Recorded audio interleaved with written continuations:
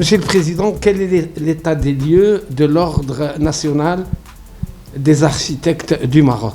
Aujourd'hui, certaines lois, certaines circulaires sortent et bloquent cette relance économique par le fait de demander à une petite villa ou un petit lot économique l'efficacité énergétique. Si ou l'efficacité énergétique, la sécurité, la notice de sécurité incendie, si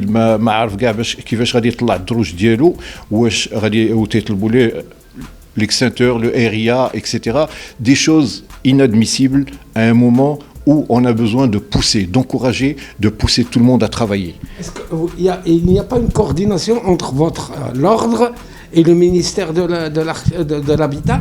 Il n'y a pas que le ministère de l'Habitat, c'est tout un ensemble. Il est vrai que c'est une loi qui est sortie depuis plusieurs années et que les choses n'ont pas été poussées à réfléchir jusqu'au bout. C'est-à-dire, est-ce qu'on peut demander à un petit lot économique de mettre ces choses, un double vitrage? Est-ce qu'on peut demander de mettre dans une villa qu'il a mis une cheminée, on ne va pas lui dire de mettre une RIA, parce que maintenant, avec cette sécurité, des circulaires sortent, mais la conformité et le suivi de ces circulaires sont mal interprétés par certaines administrations. Il était demandé que tous les dossiers qui étaient avant la circulation ne passent pas par ce circuit. Aujourd'hui, ils sont bloqués.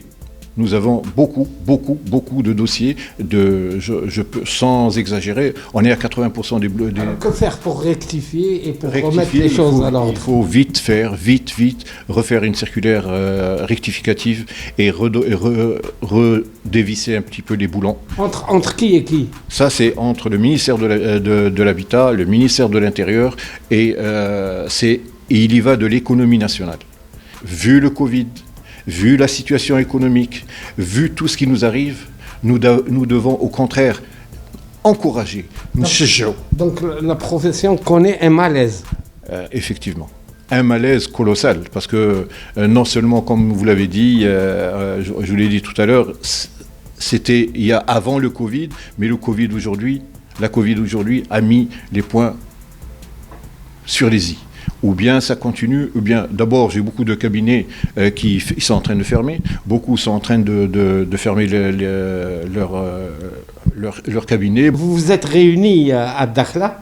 Oui. Pourquoi d'abord à Dakhla et quelles sont les perspectives que vous entrevoyez à travers cette conférence à Dakhla? Dakhla a été choisi suite au coup de maître que Sa Majesté a élaboré au niveau diplomatique international, et la marocanité de notre pays a fait passer pour les architectes même leurs problèmes en arrière. D'abord, c'est une région qui est extraordinaire. Notre région Dakhla Ouad Dahab est une merveille de la nature. Il y a tout à voir. C'est une région en plein développement.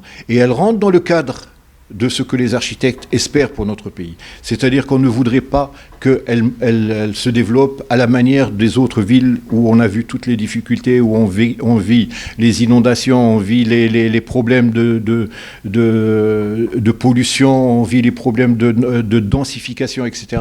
Donc on s'est proposé d'aller à Dakhla.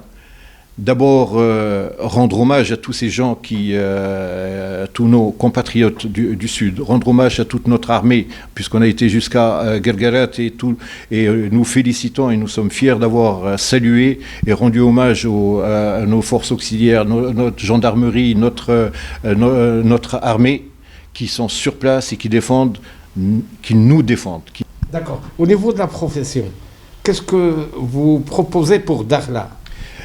Pour Dakhla, nous avons fait des tours, nous avons rencontré les autorités, nous avons fait justement, monsieur le chef du gouvernement nous a fait l'honneur de venir à Dakhla et participer à la manifestation, à la commémoration du discours de Sa Majesté Feu Hassan II et du message de Sa Majesté Mohamed VI en 2006 pour les architectes. Nous avons montré que les architectes sont là pour penser le pays. Les architectes sont là pour aider nos régions du Sud à avoir un développement de qualité, pour que le citoyen puisse avoir un mieux vivre, mieux que ce que l'on peut faire. Nous allons lancer un concours d'idées pour sortir du carcan des plans d'aménagement et des schémas directeurs, etc., et apporter quelque chose de nouveau, à l'instar de toutes les grandes villes. N'oublions pas que Dakhla, c'est la porte de l'Afrique, c'est la porte de l'unité et de la paix africaine. Nous y avons lancé une proposition de réalisation d'un mini-Afrique où tous les pays africains pourraient réaliser un bâtiment et y présenter leur culture, leur tradition, leur développement, leur gastronomie, et que tout un chacun puisse faire un petit tour, un tour dans toute l'Afrique à Dakhla. Est-ce que vous êtes pour la préservation du cachet sahraoui à Dakhla, au niveau de l'habitat? Là, vous avez touché un point. Nous avons un cachet à travers tout le Maroc. Et le patrimoine marocain est très riche, il est reconnu mondialement. Nous devons y tenir, nous y accrocher. Et les provinces du Sud ont un cachet formidable. Il faut protéger, si ce n'est la presqu'île elle-même. C'est une presqu'île où il y a un système écologique merveilleux.